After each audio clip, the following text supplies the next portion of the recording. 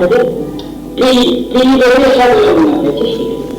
তবে বাইজেন্টাইন, জৈন, বট, পাতা যে কোনো হিস্টোরির কাছে অনেক তফাৎ থাকতে পারে।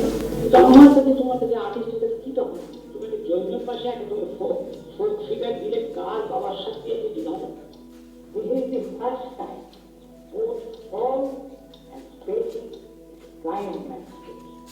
যদি তোমার কোনো জায়গায় এটা সুন্দর থাকে কিরকম চোখে তো ভালো লাগে না, চোখ বুঝে দেওয়া হচ্ছে একটা এক্সপিরিয়েন্সে একটা সলিড পোর্শন লেফট জায়গাতে, সেদিকে তুমি হাতে বলি সেদিকে পোর্শন আছে।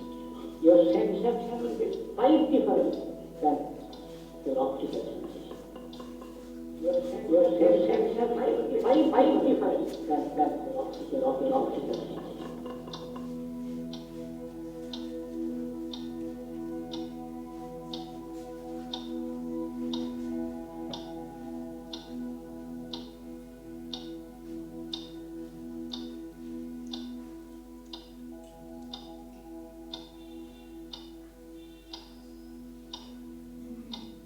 অসংখ্য পথ চলে গেছে নানা দিকে,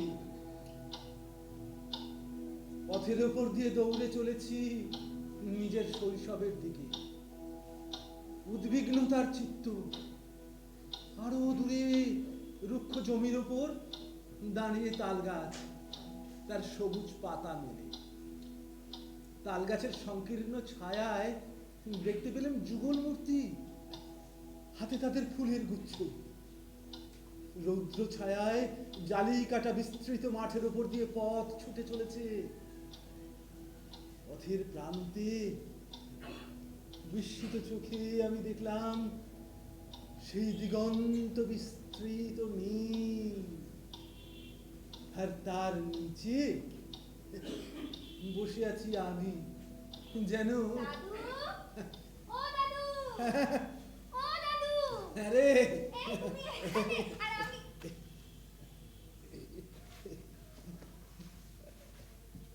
তুমি আবার এইসব শুরু করলে? মা দেখতে পেলে আবার অশান্তি করবে। তোমার নিয়ে না আর পারি না। কি যে সারাদিন করো কিছুই বুঝি না। উফ, তোমাকে নিয়ে না আর আমার কি করে রেখেছো? এগুলো পরিষ্কার না করলে মাই আবার আমাকে বকাবকি করবে। ও দাদু, হ্যাঁ বল। শোনো না, বল বল। আমার এই বইটাতে হ্যাঁ আমার নামটা একটু সুন্দর করে লিখে দাও তো। দিচ্ছি দিচ্ছি দিচ্ছি। এই হলো আমার দাদু, সেই ছোট্টবেলা থেকে দেখে আসছি। আমার দাদু ছবি আঁকার খুব শখ। এই যেমন ধরুন আমার দিনরাত ঘুম পায়, ঠিক তেমনি আমার দাদুর ছবি আঁকা পায়। কিন্তু জানেন, দাদুর আঁকাগুলো না কেমন যেন আমার হাতের লেখার মতো, ঠিক যেন একটা আরশোলা হাতে পায়ে রং মেখে কাগজের উপর দৌড়ে বেড়াচ্ছে। আকাশে বিরাট ধূমকেতু উঠেছে। প্রত্যেক বাড়ির ছাদে ছেলে মেয়ে বুড়ো জোয়ান সব জমা হয়েছে ধূমকেতু দেখতে। ভয় আর বিস্ময় মিলে কি প্রচন্ড শক্তির সৃষ্টি করে তার প্রথম পরিচয় পেলাম আকাশে ধূমকেতু দেখে। বাবা দাদা সকলেই জিজ্ঞেস করেন তোর কিসের ভয়? বলতে পারেনি, কিন্তু ধূমকেতু দিক থেকেও চোখও ফেরাতে পারিনি। জানিস তো খুকি, ছোটবেলায় ঠিক এমনটা করে আমি না আকাশের দিকে হা করে তাকিয়ে থাকতাম। আমি এলোমেলো তারাগুলো সব দেখতাম। তখন আমার দাদা বলতো, কাজ করার ভয়ে সারাদিনে সব আবল তাবল করছিস, কি ভাবিস আমি কিছু বুঝি না? ও দাদু, এই তুমি এই গল্প আমাকে হাজারবার শুনিয়েছো। এখন তাড়াতাড়ি নামটা লিখে দাও না, আমার দেরি হয়ে যাচ্ছে। দেরি হয়ে যাচ্ছে, তাড়াতাড়ি লিখে দাও। ও লিখতে হবে না? হ্যাঁ।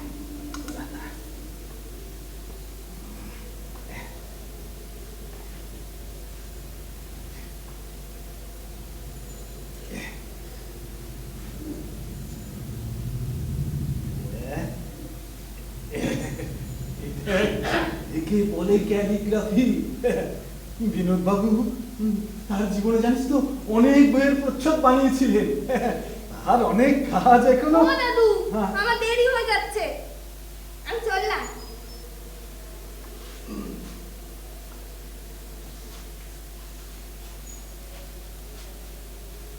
আমার শৈশব জীবনের রূপরেখা ঠিক যেন ওই বিনোদবাবুর আঁকা সব ছবিগুলোর মতো। শৈশবের যে কটা অংশ ঝাপসা আলোয় ঢাকা, তার দু চার কথা আজ মনে পড়ে। সকালবেলা ঘুম থেকে উঠে ওই জানালার কোণে বসে যখন বাসি কাঠ কয়লা দিয়ে মাটির নিকোনো মেঝেতে ওই আঁকি বুকি কাটতাম, তখন তখন শুনতে পেতাম ফেরিওয়ালা ডেকে যাচ্ছে।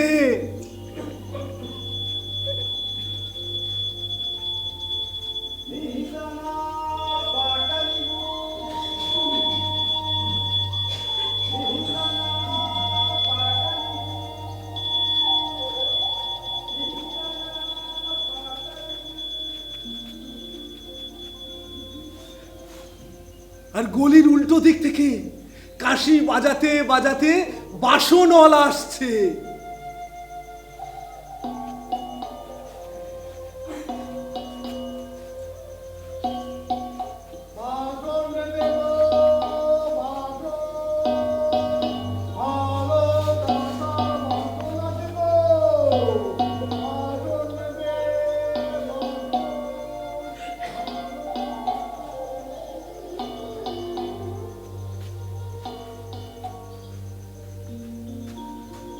সেই সব ডাক মিলিয়ে যেতে না যেতেই চুড়িওয়ালা হাঁক পারত, চুড়ি চাই চুড়ি।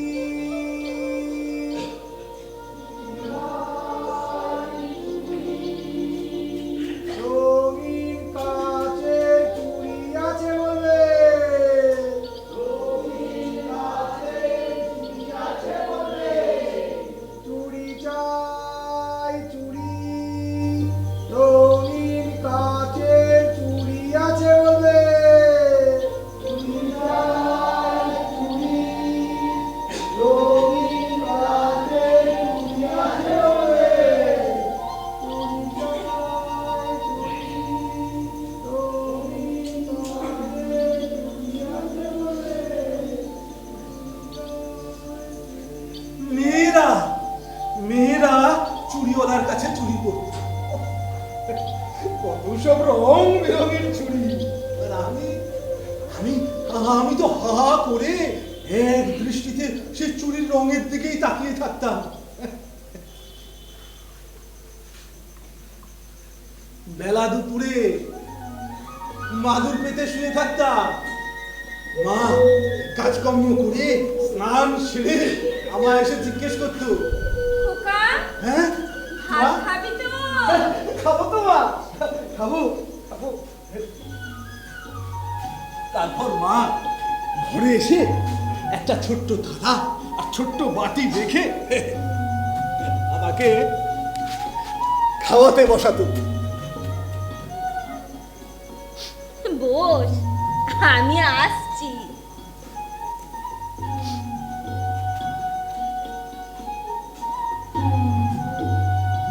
রান্নাঘর থেকে এক বাটি মাগুর মাছের ঝোল নিয়ে এসে মা দেখে আমার ভাত খাওয়া প্রায় শেষ।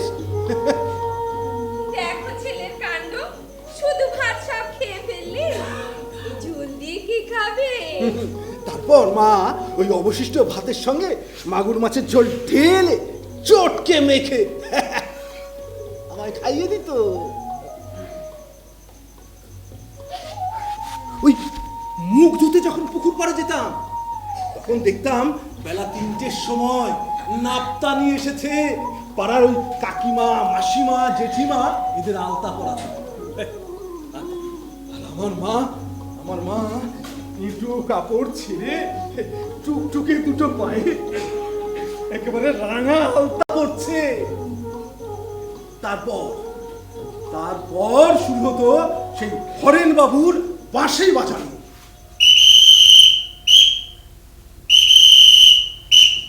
হরেন অষ্টপ্রহর বাঁশি বাজিয়ে আমাদের সময়ের জ্ঞান করাতেন। তখন তো বাড়িতে বাড়িতে তেমন ভাবে ঘড়ির চল হয়ে ওঠেনি। হরেন বাবু ইস্ত্রি করা কালো জামা, কালো ধুতি আর একজোড়া চকচকে বার্নিশ করা কালো পামশু, তার উপর চওড়া ফিতে বাঁধা যেন ডানা মেলা প্রজাপতি, কালো জুতো, কালো জামা, কালোই ঢাকা হরেন বাবু। কেবলমাত্র ওই বাঁশির বাক্সের ভেতরটা না একেবারে টকটকে লাল কাপড় দিয়ে ঢাকা। বারবার আমার ওই বাঁশির বাক্সের দিকে নজর পড়তো, মনে হতো যে একটু ছুঁয়ে দেখি।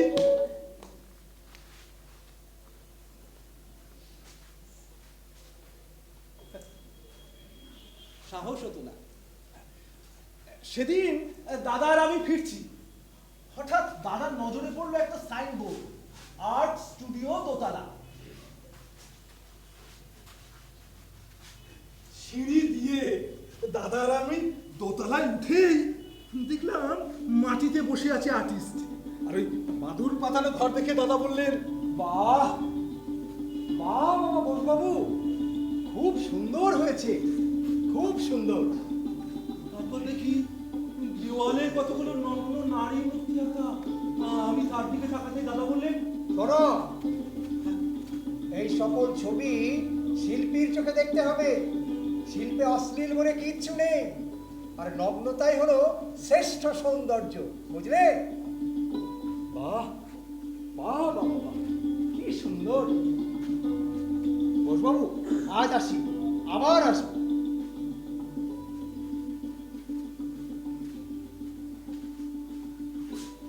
হ্যারিসন রোড আর কলেজ স্ট্রিটের সংযোগস্থল, এখানেই আমি প্রথম চিত্র প্রদর্শনী দেখি।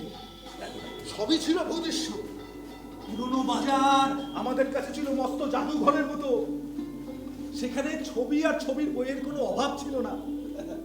বাজারে ঢুকেই পাওয়া যেত মস্ত ছবির দোকান। দেওয়াল প্রায় সবকটাই ঢাকা ফ্রেমে বাঁধা অয়েল পেইন্টিং এ।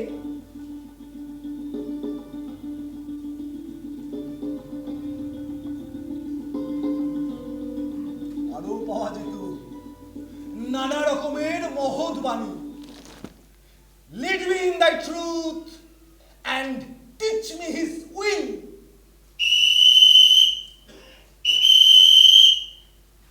হরেন বাবু, হরেন বাবু, হরেন বাবু? কে হরেন বাবু? না না, আমি হরেন বাবু টাবু নই, আমি হরি পিও। দেখুন, চিনতে পারছেন? আপনার চিঠি এবারও ফেরত এসেছে মশাই। বারবার ওই একই চিঠি কেন যে লেখেন বুঝে পাই। আরে বাবা, ওসব আঁকা ঝাঁকা হচ্ছে বড় বড় মানুষের কাজ। বুড়ো বয়সে ভিন্নতিটা না করলেই নয়। নিন ধরুন। চত্ব সব।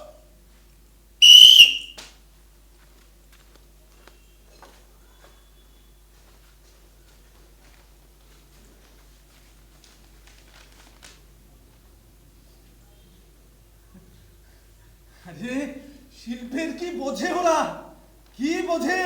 সব কটা মূর্খ, সব কটা মূর্খ। তা না হলে আমার শিল্পের কদর দিতে জানে না। আর যদি বিনোদ বাবু বেঁচে থাকতেন তাহলে আমার শিল্পের এমন অমর্যাদা হতে দিতেন না। এ ছবি আমি আবার পাঠাবো, 100 বার পাঠাবো।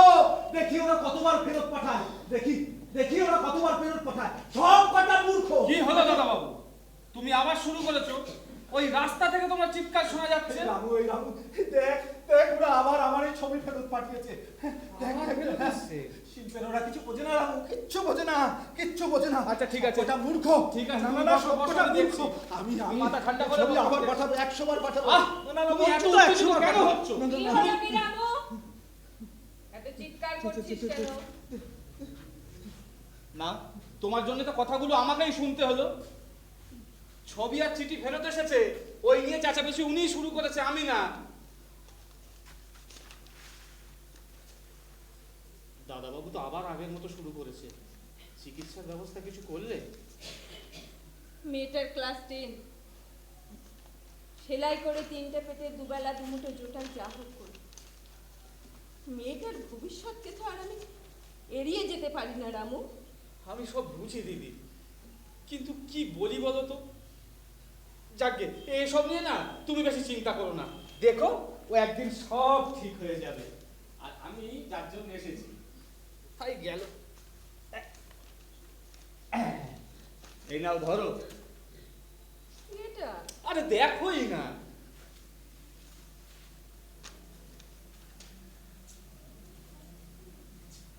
ও মা, রামু তুই বিয়ে করছিস? বিয়ে?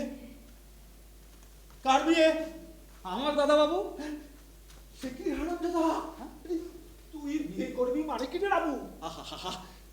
শান্তিনিকেতনের কাজগুলো তো এখনো শেষই হলো না। তুমি আবার শুরু করেছো। আচ্ছা দিদি তুমি বলো তো, ওই শান্তিনিকেতনে আমি কবে গেলাম? রামু রামু রামু রামু, এটা কিন্তু তোর ভীষণ অন্যায়, ভীষণ অন্যায়। এভাবে এড়িয়ে যাওয়াটা ঠিক না, এইভাবে এড়িয়ে ঠিক না। আমি কিছু এড়িয়ে যাচ্ছি না। এড়িয়ে যাচ্ছি না? তুমি আগে চুপচাপ বসো তো, এড়িয়ে যাচ্ছি। বসো। বলে, এড়িয়ে যাচ্ছি না, এড়িয়ে যাচ্ছি না। আগামী মাসের 1 তারিখে আরে তোমার রামুর বিয়ে গো। আশীর্বাদ করতে কিন্তু আসতে হবে, আবার সবকিছু ভুলে বসে থেকো না, ঠিক আছে? এখন আসি। হ্যাঁ দিদি, ওদিকে অনেক কাজ পড়ে আছে, পরে আমি এক সময় আসবো। এখন আসি।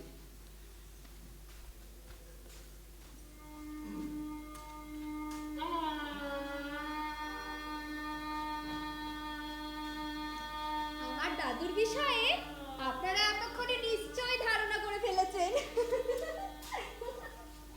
আমার দাদুর জীবনে ধ্রুবতারার মতো জ্বলজ্বল করতে থাকা একটাই সত্যি, তা হলো বিনোদ বিহারী মুখোপাধ্যায়। ওনার জীবনের সকল সিঁড়ি কেমন যেন আমার এই দাদুর জীবনের ওঠাপড়ার সঙ্গে ওতপ্রোতভাবে জড়িয়ে আছে। আর দাদু কোনো অংশে বিনোদ বাবুর জীবনকে এক ফোঁটাও ফাঁকি দিতে রাজি নন।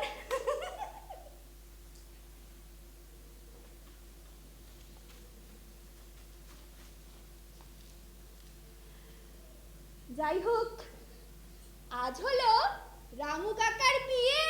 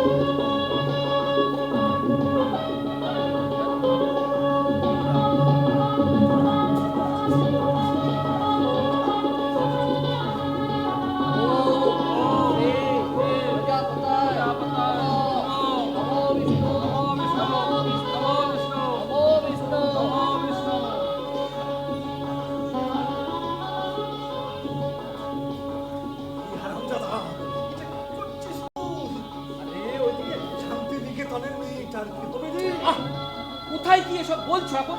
যাও ওদিকে গিয়ে বসো তো, যত সব।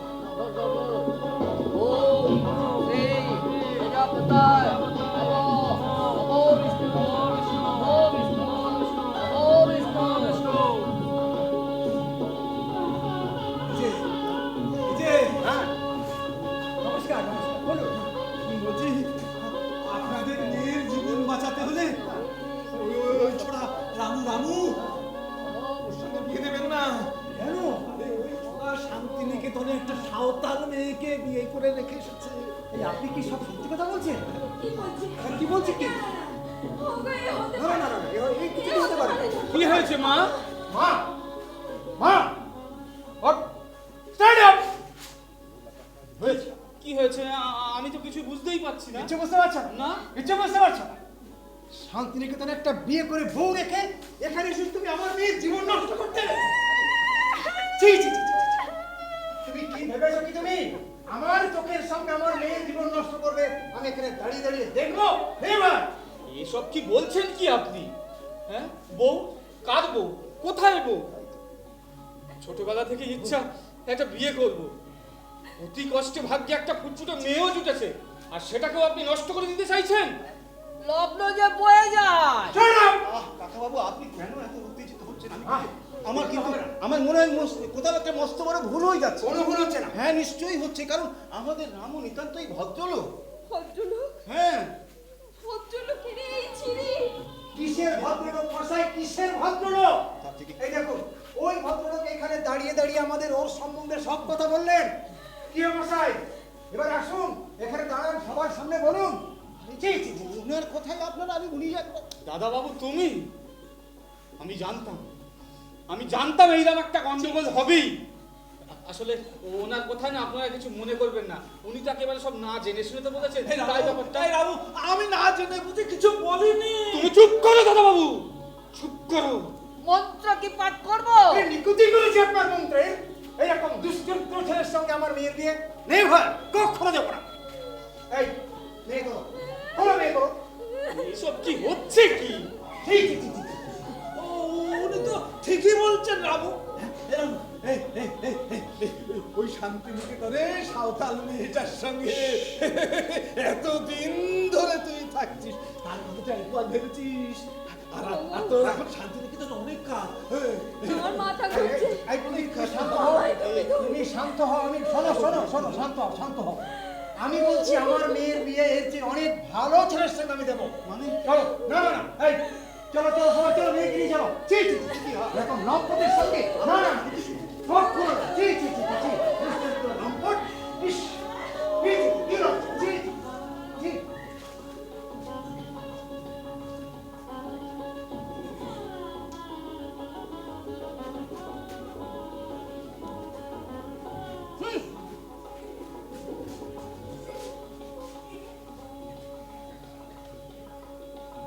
কথায় বলে না, কাঙালের কথা বাসি হলে খাটে।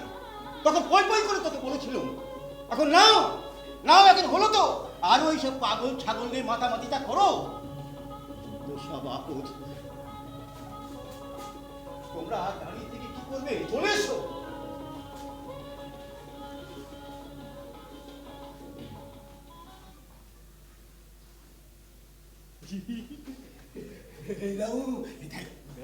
দেখ দেখ দেখ, সবাই চলে গেছে। এইবার তুই বাবা শান্তিনিকেতনে গিয়ে তোর ওই বাদ বাকি কাজগুলো সব করে ফেল। কত করে বলবো দাদা বাবু, আমি তো তোমার রামকিঙ্কর নই। আমার বাবা রামানন্দ, তার একমাত্র ছেলে আমি রামু। ছোটবেলা থেকেই না ওই হাতের লেখাটা ভালো ছিল বলে ওই দেওয়াল টেওয়াল লিখে পেট চালাই। কিন্তু তোমার এই মাথা খারাপের চক্করে না আমার জীবনটাই নষ্ট করে দিলে। পাড়ার লোকের কাছে আমি মুখ দেখাবো কি করে বলতে পারো? বাবার মতো ভালোবেসেছিলাম, আর তুমি এখন তো দেখছি পাড়ার লোকে ঠিকই বলে তোমাকে পাগলা বেরোতে দেওয়াই উচিত।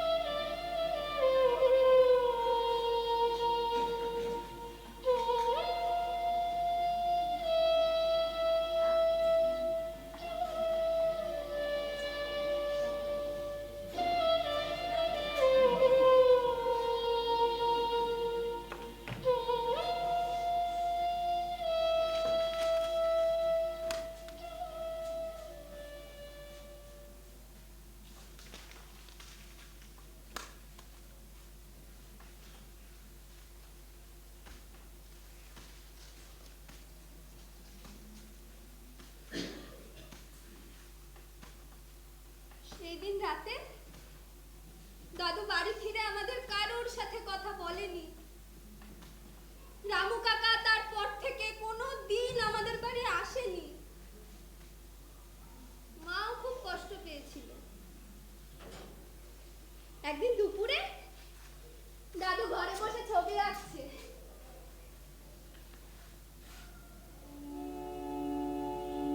আমার যে ভেসে গেছে চোখের জলে, আমার যে ভেসে গেছে চোখের জলে, আমার যে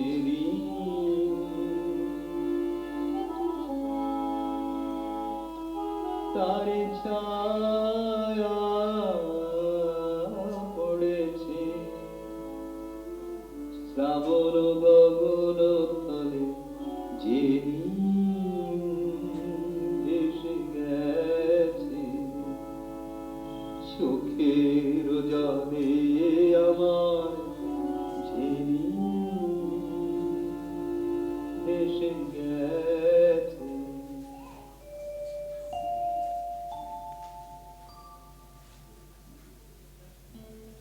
ক্যালেন্ডারের বড় বড় অক্ষরে তারিখগুলো পিছিয়ে যায়। ধুলিমলিন অতীতের দিকে দাদু ধীরে ধীরে এগিয়ে চলে জীবনের আঁকা বাঁকা পথ ধরে। বিস্ময়ের পর বিস্ময় উদ্ঘাটিত হয় তার সামনে। মঞ্জুরি, আমার দিদা, রং হয়ে আসে দাদুর জীবনে।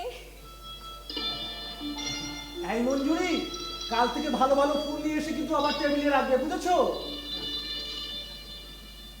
আজ খুব সুন্দর ফুল এনেছি, লাল, নীল, হলদে, কত রঙের ফুল নিয়ে এসেছি।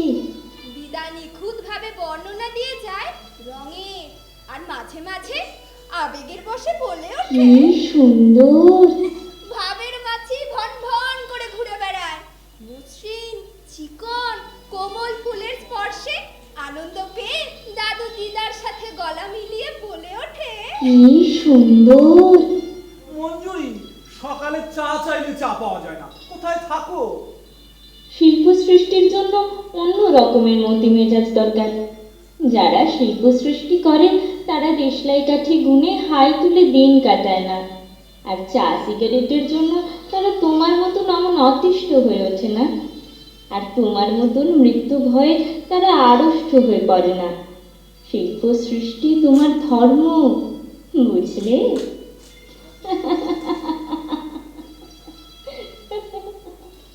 কিন্তু এই রূপে রঙে সরল অখণ্ড বাস্তবতা একদিন এসে টুকরো হয়ে যায়। যেমন সেদিন টুকরো হয়ে গিয়েছিল দাদু নিজেই। দোসরা আশ্বিন, ফুল ফোটানো হাসি হেসে মঞ্জুরি বিদায় নেয়। দাদুর ভিতরে ভিতরে না সবকিছু কেমন যেন জটলা পাকিয়ে গিয়েছিল, কিন্তু দাদু কাঁদেনি। দাদুর চোখ সেদিন রক্ত জবার মতো লাল। দাদুর যা কিছু অনুপ্রেরণা তা সব যেন ঝড়ের আগেই নিস্তব্ধতার মতো গুমট বেঁধে গেল। তারপর থেকে দাদু নিজের ছবির মধ্যে দিয়েই দিদাকে দেখতে পেত। মঞ্জুরি, অক্ষয় কীর্তি রেখে যাবার কথা আজ আর মনে পড়ে না। ভুলে গেছি চন্দ্র সূর্য তারায় ভরা আকাশের কথা। কেবল একটা অখণ্ড মুহূর্ত, তার উপর প্রতিফলিত ক্ষুদ্র আলোক রশ্মি আর রামধনু রং, যে আলোর সাহায্যে এ পর্যন্ত আমি সৃষ্টি করতে সক্ষম হয়েছি। এমন ভাবে চলতে চলতে একদিন ঝাঁপুড়ে দিয়ে পথ থেমে গেল। আমি বুঝলাম আলোর সঙ্গে রঙের সঙ্গে সৌন্দর্যের সম্পর্ক আমার কাছে লুপ্ত হয়েছে। আলো ছায়ার জল তরঙ্গ হারিয়ে ফেলেছি আমি।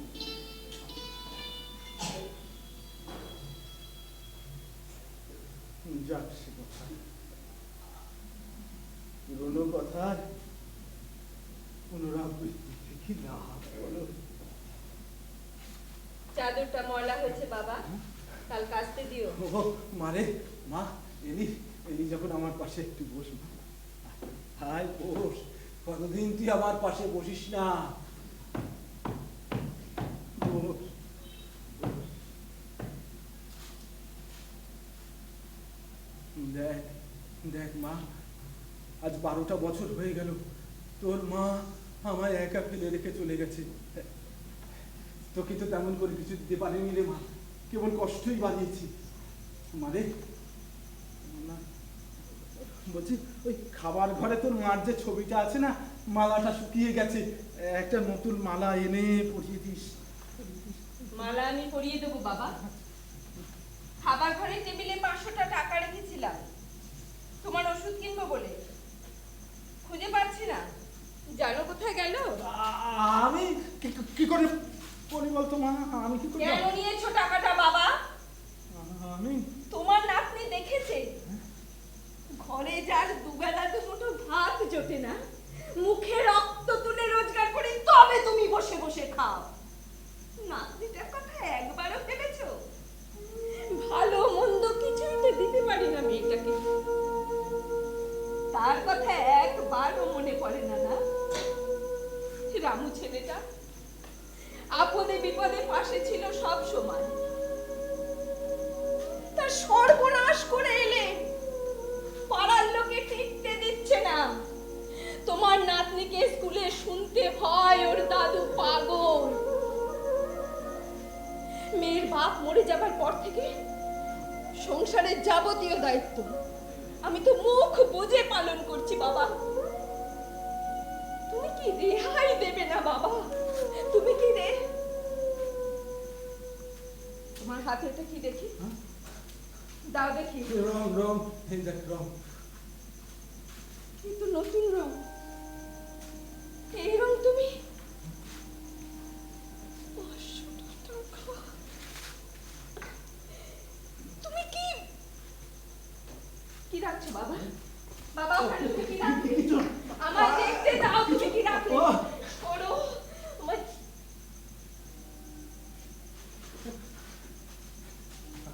শান্তি নিকেতন যাবার টিকিট। আমি তোকে বুঝিয়ে বলছি মা। কি বোঝাবে? কি বোঝাবে বাবা? কি বোঝাবে? বোঝাও। আমি কি কিচ্ছু বুঝি না ভেবেছো? ঘাটে যাবার পয়সা নেই আর তুমি কি ভাবছো? কি ভাবছো তুমি বাবা? এই রং, এই তুলি, এসব দিয়ে পেট চলবে না। না, সব সব শেষ করে দেবো, সব শেষ করে দেবো আমি। সব চলো, সব সব শেষ করে দেবো, সব শেষ করে দেবো আমি, সব শেষ করে দেবো বাবা, সব শেষ করে দেবো বাবা।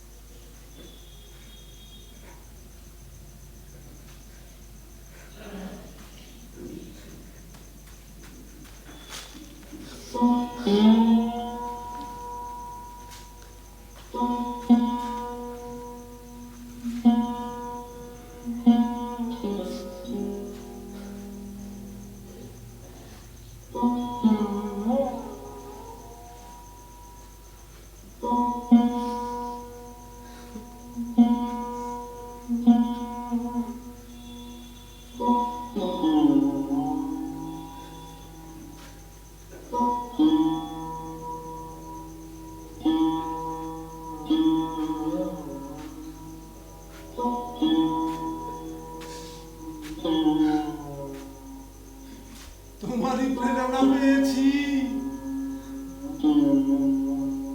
বারে বারে আনন্দে গেয়েছি, নিরঙ্কুশ জীবনের কল্পনাবে বলেছি অঙ্গ।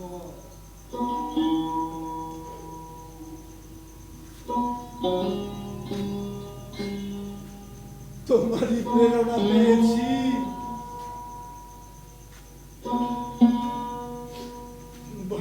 ঘরে আগুন লেগেছে।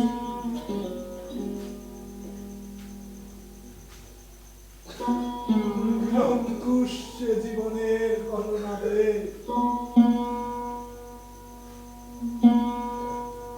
করেছি অম্ভ।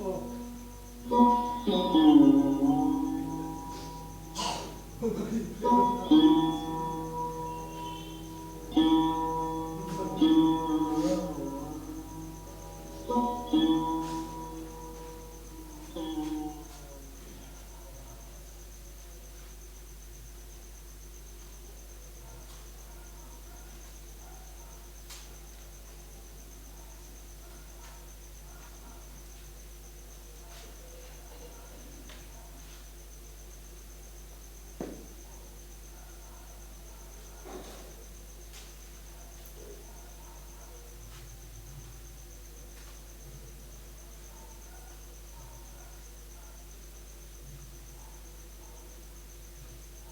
এত বাড়াবাড়ি হলো কি করে রে মা?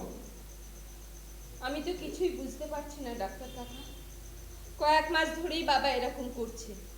ও সময় বাড়ি থেকে বেরিয়ে যাচ্ছে, মানুষজন চিনতে ভুল করছে, আর বিড়বিড় করে যা বলছে আমি তো আর মাথা ঠিক রাখতে পারছি না ডাক্তার কাকা। আপনি তো সবই জানেন। কোনো বড় জায়গায় যে চিকিৎসা করাবো সে ক্ষমতা যে আমার নেই। ছোটবেলায় একসাথে বেড়ে ওঠা, কত গল্প আছে তোর বাপের সাথে, বুঝলি মা? সেসব কথা তো মনে পড়া দূরেই থাক। আজকাল না আমরা একদম চিনতে পারি। যাক সে কথা, শোন মা, এখন থেকে ওকে আর ঘরের বাইরে বেরোতে দেবে না, বুঝলি? এখন একটা ব্যবস্থা না নিলে পরে কিন্তু খুব বিপদ হবে রে মা। সব কিছু আমার হাতের বাইরে চলে যাবে। আজ আমি আসি যাব, সাবধানে থাকি।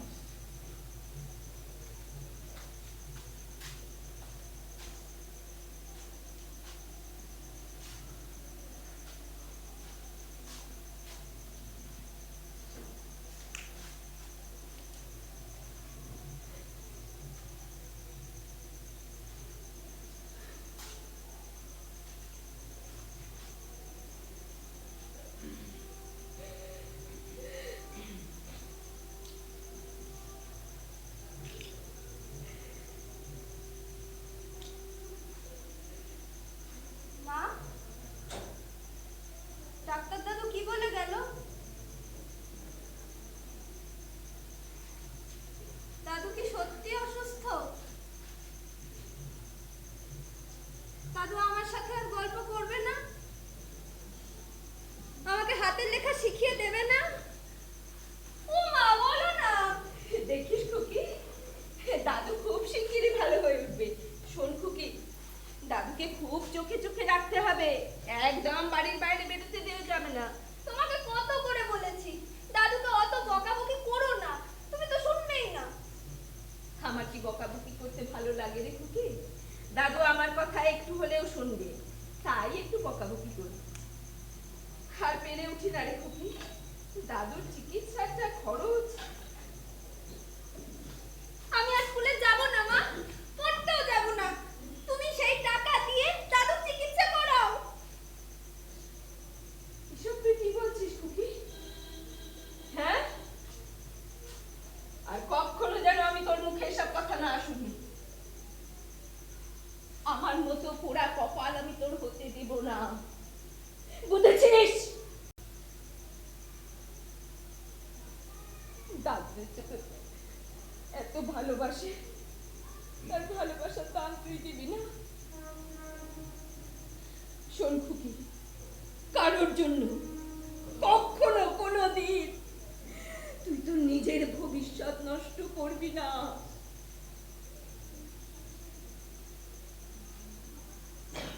এখন যা, রান্নাঘরে গিয়ে রুটিটা দেন, আমি এক্ষুনি আসছি।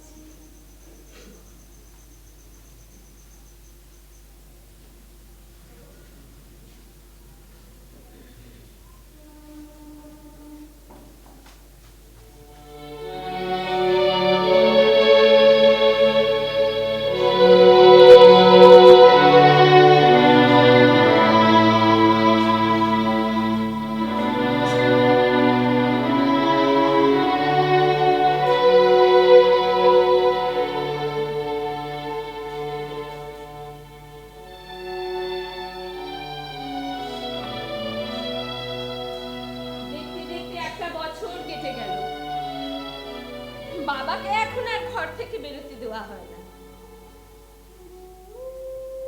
বাবা এখন আর টাকা চুরি করে রঙও কেনে না, শুধু জানলা দিয়ে খাবার চায় আর খাবার দেওয়া হয়। ডাক্তার কাকাও এখন আর আসে না, এর জন্য পাড়ার লোকে কত কিছু বলে আমার। আমি কিছু মনে করি না। খুকি দাদুকে জানলা দিয়ে খাবার দেয় আর একলা বসে বসে কাঁদে। খুকি আমাকে লুকিয়ে দাদুর ঘরে নতুন রং রেখে আসে।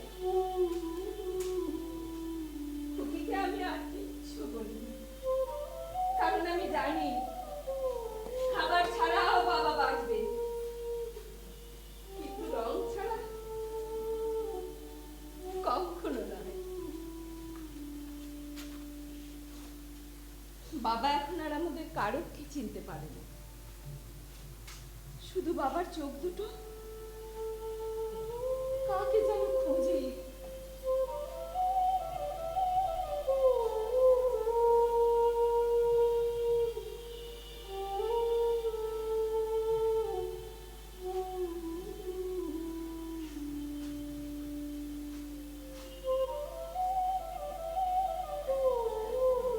আমার ক্যালেন্ডারের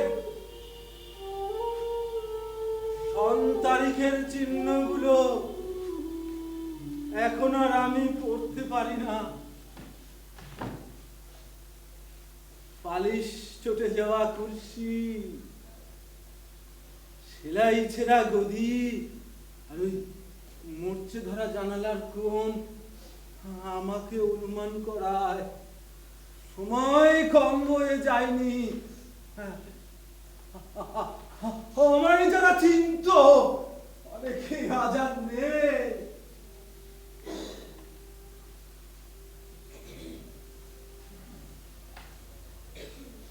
কে যেন আমার নাম ধরে ডাকে।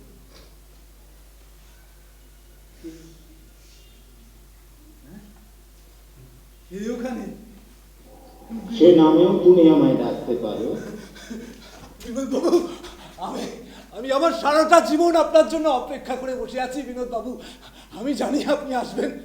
আমার শিল্পের কেউ কদর করে না, আপনি থাকলে আমার শিল্পের অমর্যাদা করার সাহস কেউ পাবে না।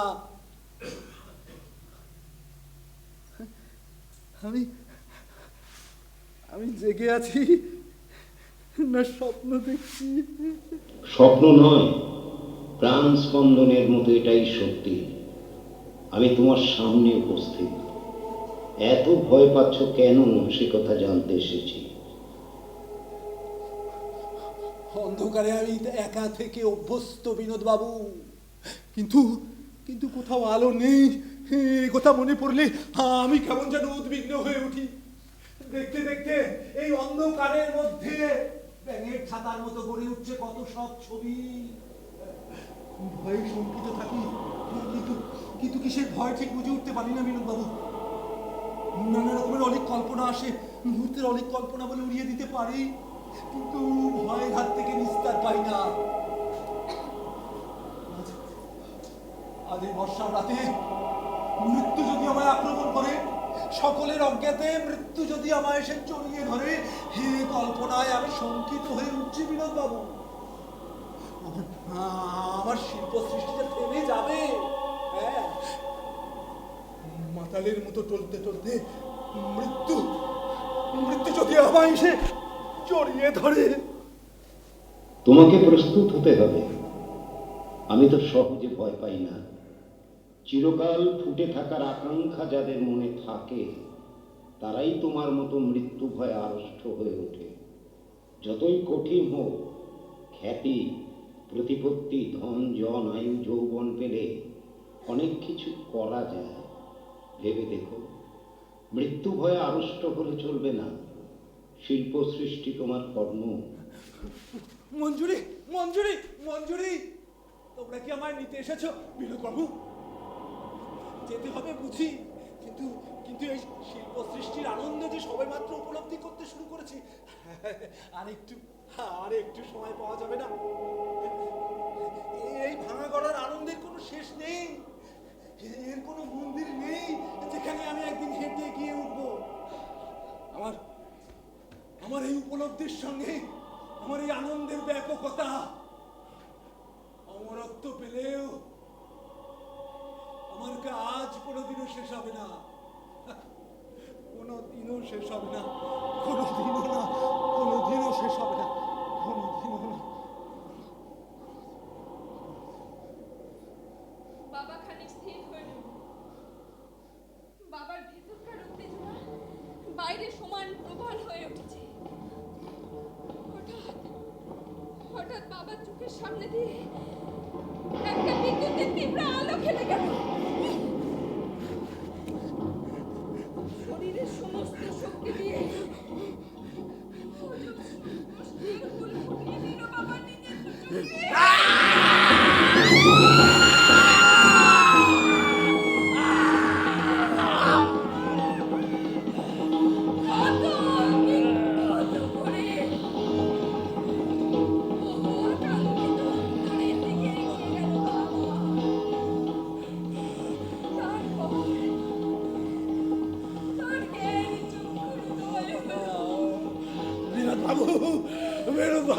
বিনোদ বাবু, আমি এখন সব দেখতে পাচ্ছি, সব সব সব।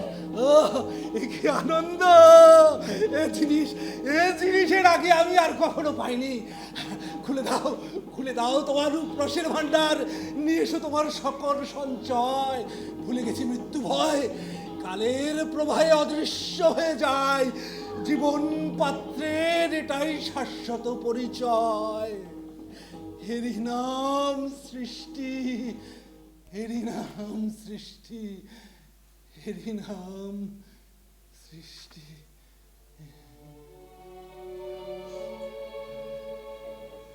পদচিহ্ন লেখা অসংখ্য পথ চলে গেছে নানা দিকে। পথের উপর দিয়ে দৌড়ে চলেছি নিজের শৈশবের দিকে। উদ্বিগ্নতার চিত্ত আরো দূরে রুক্ষ জমির উপর তাল গাছ দাঁড়িয়ে আছে, তার সবুজ পাতা মেলে।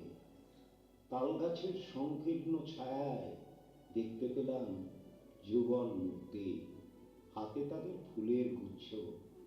রৌদ্র ছায়ার জালি কাটা বিস্তৃত মাঠের উপর দিয়ে পথ ছুটে চলেছে।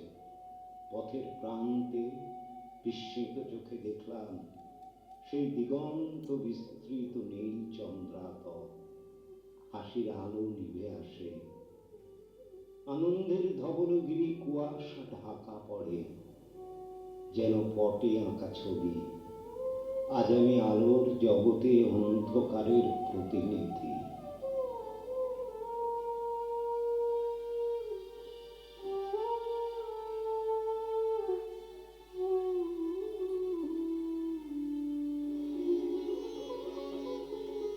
অমনা দাস,